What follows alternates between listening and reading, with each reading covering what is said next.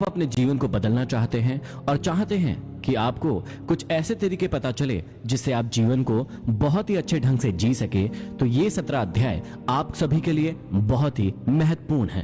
तो चलिए इस चाणक्य नीति की शुरुआत करते हैं। आचार्य चाणक्य के जीवन की एक प्रारंभिक घटना से उनके चरित्र का बहुत सुंदर खुलासा होता है। एक बार वे अपने शिष्यों के साथ तक्षशिला से मगध की ओर आ रहे थे। मगध का राजा महानंद उनसे द्वेष रखता था। वह एक बार भरी सभा में चाणक्य का अपमान कर चुका था। तभी से उन्होंने संकल्प लिया था कि वे मगध के सम्राट महानंद को पद से नीचे उतारकर ही अपनी शिखा में गांठ बांधेंगे।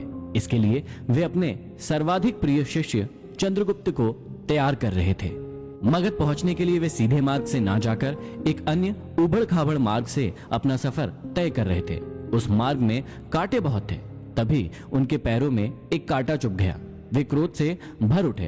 तत्काल उन्होंने अपने शिष्यों से कहा, उखाड़ फेंको इन नागफनों को, एक भी शेष नहीं रहना चाहिए। उन्होंने तब उन कांटों को ही नहीं उखाड़ा, उन कांटों के वृक्षों की जड़ों में मही डाल दिया ताकि वे दोबारा न उग सके। इस प्रकार वे अपने शत्रु का समूल नाश करने पर ही विश्वास करते थे। वे दूसरों के बनाए गए मार्ग पर चलने में कभी भी विश्वास नहीं करते थे। वे अपने द्वारा बनाए गए मार्ग पर ही चलने में विश्वास करते थे। आशा करता हूं इन अध्यायों को सुनने के बाद आप भी अपनी जिंदगी में अपने मार्ग खुद तैयार करें, अपने ऊपर विश्वास करें और अपनी जिंदगी में आगे बढ़े।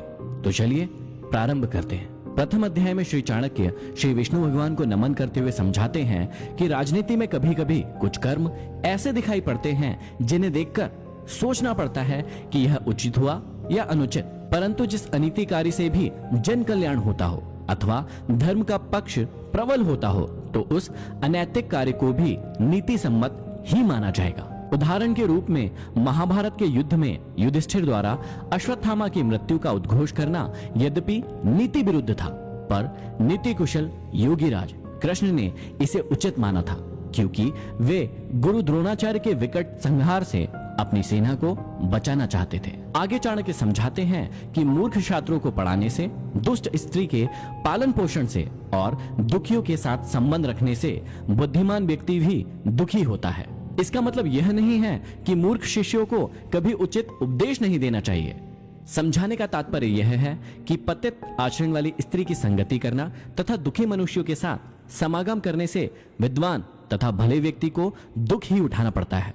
वास्तव में शिक्षा उसी इंसान को दी जानी चाहिए जो सुपात्र हो। जो व्यक्ति बताई गई बातों को ना समझे, उसे परामर्श देने से कोई लाभ नहीं है। मूर्ख व्यक्ति को शिक्षा देकर अपना समय ही नष्ट किया जाता है। यदि बात दुखी व्यक्ति के साथ संबंध रखने की है तो दुखी व्यक्ति हर पल अपना ही रोना रोता रहता है। इससे विद्वान व्यक्ति की साधना और एकाग्रता भंग हो जाती है। आगे श्री चाणक्य हमें समझाते हैं कि दुष्ट स्त्री, छल करने वाला मित्र, पलटकर तीखा जवाब देने वाला नौकर तथा जिस घर में सांप रहता हो उस घर में निवास करने वाले गृह स्वामी की मौत में संशय ना करे, वह निश्चित ही मृत्यु को प्राप्त होगा। घर में यदि दुष्ट और दुष्चरित्र वाली पत्नी हो तो उस पति का जीना ना जीना बराबर ही है। वह अपमान और लज्जा के बोझ से एक तो वैसे ही मृतक के समान है, ऊपर से उसे सदैव यह भय भी बना रहेगा कि यह स्त्री अपने स्वार्थ के लिए कहीं उसे विष न दे दे। दूसरा, यदि उस गृहस्वामी का मित्र भी दगाबाज हो, धोखा देने वाला हो, तो ऐसा मित्र आस्तीन का सांप होता है। वह कभी भी अपने स्वार्थ के लिए उस गृहस्वामी को ऐसी स्थिति में डाल सकता है जिससे उबरना उसकी सामर्थ्य से बाहर की बात होती है। तीसरा, घर में यदि नौकर बदजुबान हो, बात बात में झगड़ा करने वाला हो, पलटकर तीखा जवाब देने वाला हो, तो समझ लेना चाहिए कि ऐसा नौकर निश्चित रूप से घर के भेद जानता है, और जो घर के भेद जान लेता है वह उसी तरह से घर बार का विनाश कर सकता है जैसे विभीषण ने घर में भेद करके रावण का विनाश करा दिया था। तभी मुहावरा भी बना, घर का भेदी लंका ढाए।